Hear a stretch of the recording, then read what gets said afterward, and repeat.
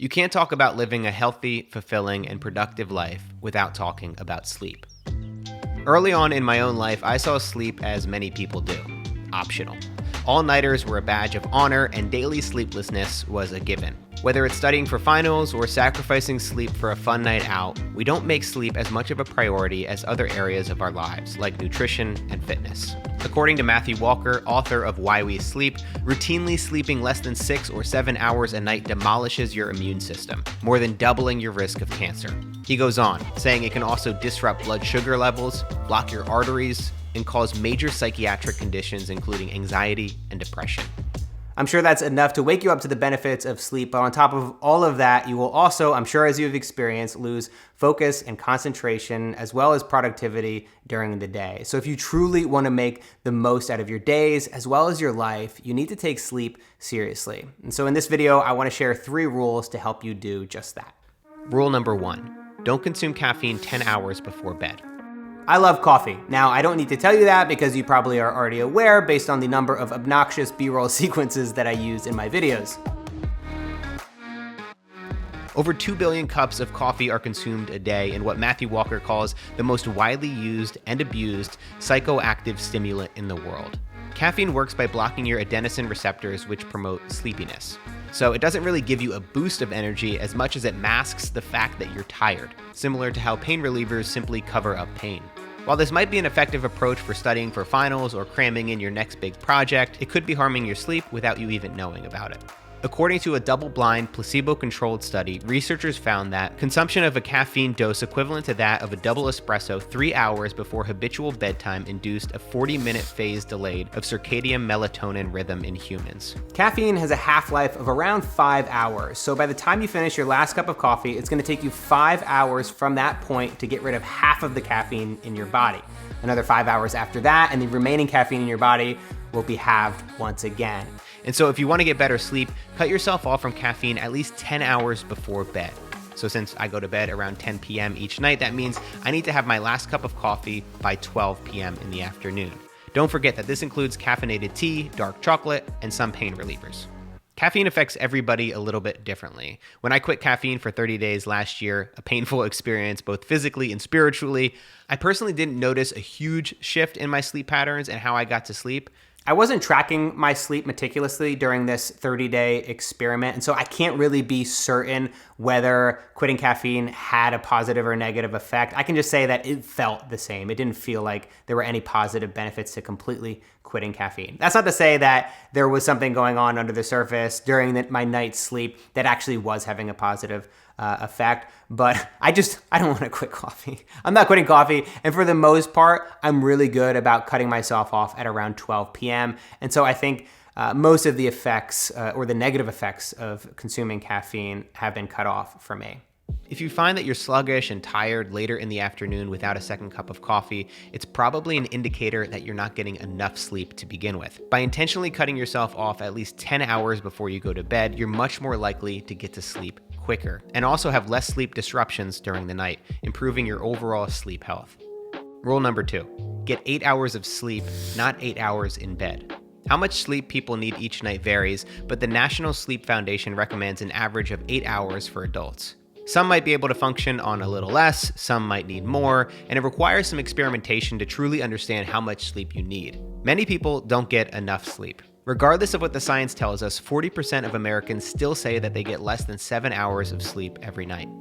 And getting a full 8 hours requires much more than being in bed for 8 hours each night. This might be one of the biggest misconceptions and one of the biggest mistakes that I made with my own sleep habits. I just naturally assumed that if I was in bed for 8 hours, I'd be getting around 8 hours of sleep, but I didn't factor in a few things. It usually takes me about 30 minutes to get to sleep, and I also toss and turn throughout the night. And so once I started to track my sleep, I started to realize that I was actually underestimating the amount of time that I needed to be in bed. Through tracking my sleep, I realized that I was consistently getting less than 8 hours of sleep.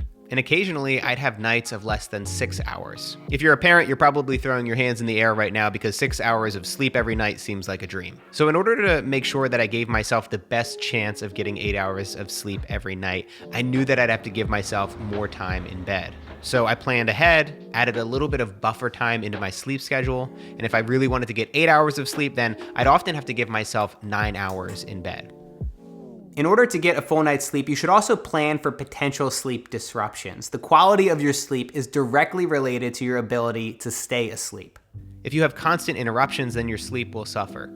Waking up to go to the bathroom, sweating because your room is too hot, street lights creeping in through your window. Don't simply default to your environment. Take control of your bedroom and organize it in a way that gives you the best shot at getting 8 hours of sleep. Play white noise or rain sounds to drown out traffic. Get blinds to block the sunlight from coming in too early.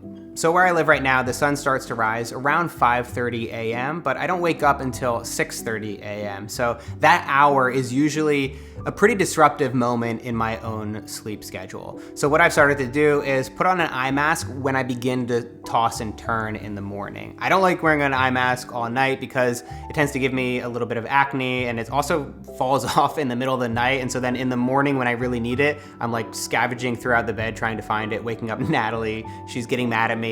It's a whole thing. So what I try to do now is just leave it by my bedside. Once I initially wake up from the sunrise coming in the room, I pop my eye mask on and I get that extra hour of really good sleep in the morning. You can also control the amount of beverages that you drink before you go to bed. Research indicates that alcohol is particularly damaging to your sleep, but I'm also talking about any beverages. You want to make sure that you don't have to wake up to go to the bathroom in the middle of the night. And lastly, you can control the temperature of your room. This can be challenging when sharing a bed with your partner, but having enough blankets and getting a fan placed on your side of the bed can help to keep both people comfortable during the night. Rule number 3, don't look at screens 1 hour before bed. I'm gonna be totally real with you guys. This rule is the one that I break most often. I'm sure that so many of you are in the same boat as me right now. In the past, I've had a very peaceful nighttime routine of making a cup of mint tea and reading, but lately 2020 has been a crazy year and my screen has become my comfort blanket of sorts as Nat and I watch a few episodes of our favorite shows before we go to bed. We sometimes even watch these shows in bed as a distraction to help us turn off our brains and get to sleep. But I know this isn't the best or healthiest long-term nightly routine, as research has shown that looking at screens before bed can have a negative impact on our sleep schedules. According to the National Sleep Foundation, using screens before bed delays your body's internal clock, suppresses the release of sleep-induced hormone melatonin, and makes it more difficult to fall asleep. The blue glow of our screens is dialed to match the sunlight. Most computers now have the ability to switch to a dark mode or night mode, and this acts to change the color temperature of your screen as the sun sets, making screens a warmer color. But some research has shown that this might actually make the problem even worse. A recent study found that brightness has more of an effect than color temperature. So a glowing screen, blue or not, will still confuse the brain into thinking that it's daytime. The better solution is to avoid all screens completely 1 hour before bed, 2 hours if you can. One way that I've found to be able to do this effectively is to replace that habit with something else. This happens with almost every bad habit that you can think of. By replacing it, you're preoccupying your mind. You're keeping yourself busy and comfortable doing something else. If you simply cut out screens and expect yourself to sit there and meditate for an hour, you're going to break and you are going to fail. Replace it with something positive and you'll give yourself an even better shot of changing the habit. So you might want to try this. Set your alarm 1 hour before you go to bed. When it goes off, turn off all your screens, dim the lights in your house, and start up a new nighttime routine. Perhaps make a cup of mint tea, play a board game, a card game, or read one of your favorite books. Replacing the habit will help to curb the urge to watch something and helps to do something more calming instead. I already spend enough time of my day looking at screens, from the 8 hours of work I typically spend behind my computer and then watching TV shows at night. And so if you're anything like me, this 1 hour of solitude will guarantee that you can switch things off and enjoy some quiet before bed. The earlier that you cut off screens and begin to dim the lights in your home, the more likely you are to get to sleep much quicker. 2 hours is ideal. 1 hour works if you're trying to catch up on Bachelor in Paradise. My sponsor for this week's video is Squarespace. I've partnered with Squarespace all year because I've gotten a ton of value from their platform over the years. Whether you're building a personal brand, starting a podcast, or creating a blog, they make it effortless to create a beautiful and professionally designed website. Use their tools for blogging, get powerful analytics, connect your social media accounts, and much more. Or keep things crazy simple like me and simply set up your website with an email sign-up form. I really like Squarespace, and I think that if you give them a shot, if you need to build a website for yourself, you will like them as well. Go to squarespace.com for a free trial. When you're ready to launch, go to squarespace.com/MattDiavella to save 10% off your first purchase of a website or domain. I know firsthand just how easy it is to push off sleep as a priority in life. It's so much easier to focus on these other areas of self-development and productivity that are a little bit more sexy, especially for those of us who are really ambitious and really want to get a lot done. But I know firsthand how pushing off sleep really does negatively impact your well-being as well as your mental health.